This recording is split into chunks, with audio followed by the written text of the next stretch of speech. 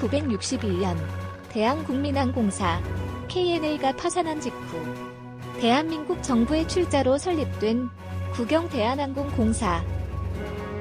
그러나 만성적자에 시달리면서 누적적자가 무려 27억 원에 이르게 되고 결국 정부는 경영을 포기하고 매각을 추진합니다.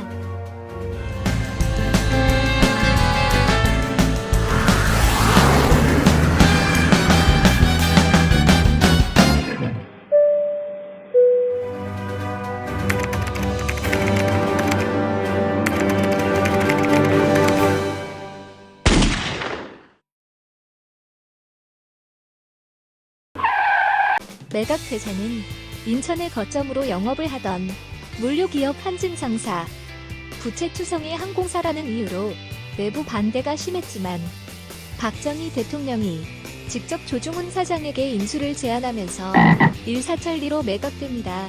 한진상사가 떠안아야 할 부채는 총 14억 5,300만 원.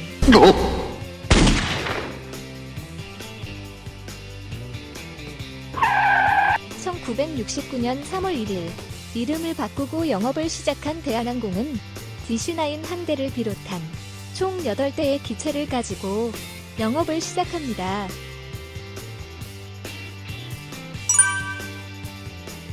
국내선에는 YS-11 일제 여객기를 투입하고 해외 항공사가 독점하던 국제선 확장에 착수하는데요. 서울에서 사이공 노선을 시작으로 1971년 미주 화물 노선, 1972년에는 보잉 747을 투입하여 파리 화물 노선까지 확장하는 쾌거를 이뤄냅니다. 이후 중동 지역 건설 붐으로 해외로 나가는 노동자들이 많아지고 비즈니스 수요도 꾸준히 늘어나면서 재정이 안정되기 시작합니다. 그런데 말입니다. 조금씩 자리를 잡아가고 있던 대한항공은 1974년 지금까지 듣지도 보지도 못했던 유럽의 신생 항공기 제작사가 만든 비행기의 도입을 발표합니다. 그 기체의 이름은 에어버스 A300.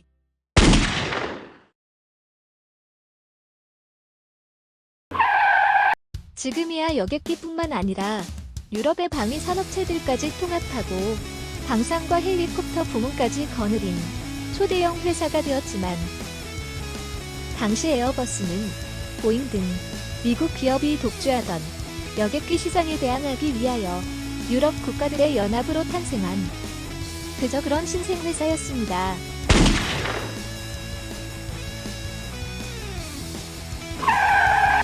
(1974년 5월 30일) 에어프랑스에 인도되면서 첫 상업 운항을 시작하게 된 에어버스. 하지만 워낙 인지도가 떨어지다 보니 판매의 고전을 면치 못하고 골칫덩이로 전락하게 되는데요. A300 때문에 골치를 앓고 있었던 에어버스와 프랑스 정부를 살려준 구세주가 있었으니 그 이름은 바로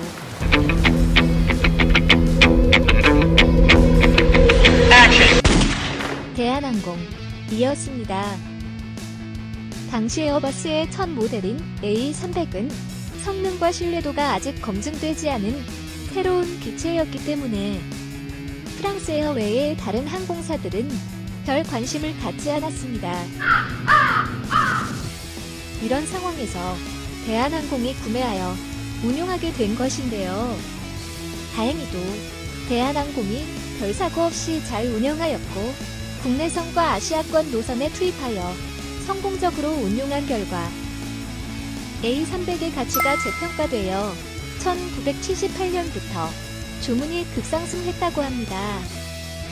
이로 인해 문 닫기 일보 직전이었던 에어버스는 기사회생하여 오늘날 보잉과 민항기 시장을 양분하는 대형 방위산업체로 성장했습니다. 그만큼 판매에 어려움을 겪고 있을 때 도움을 줬던 회사가 대한항공이었다는 것이죠. 그런데 말입니다.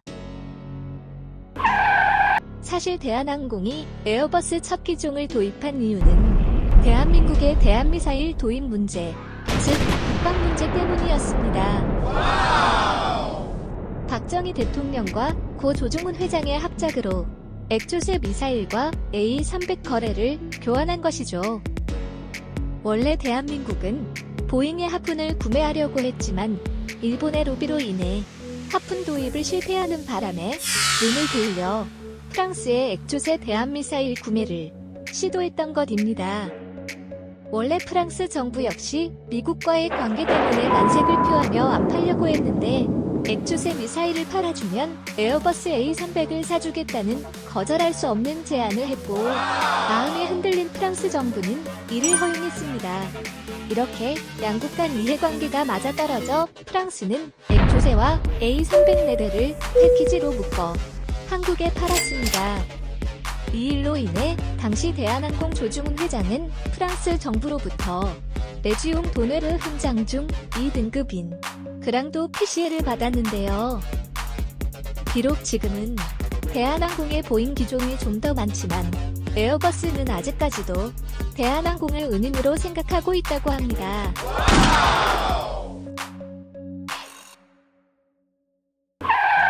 대한항공의 에어버스 기체 도입 40주년 기념 행사에서 에어버스 최고 경영자 파브리스 브레지에는 에어버스가 세계적인 항공기 제작사로 거듭날 수 있도록 첫 발을 함께 내디뎌준 대한항공에게 감사를 표한다며 $900만 후원을 약속했습니다.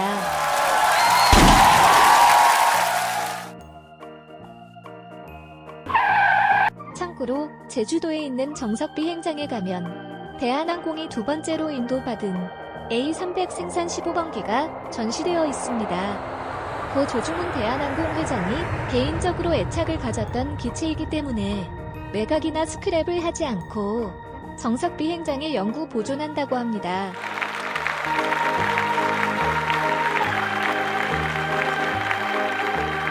시청해주셔서 감사합니다.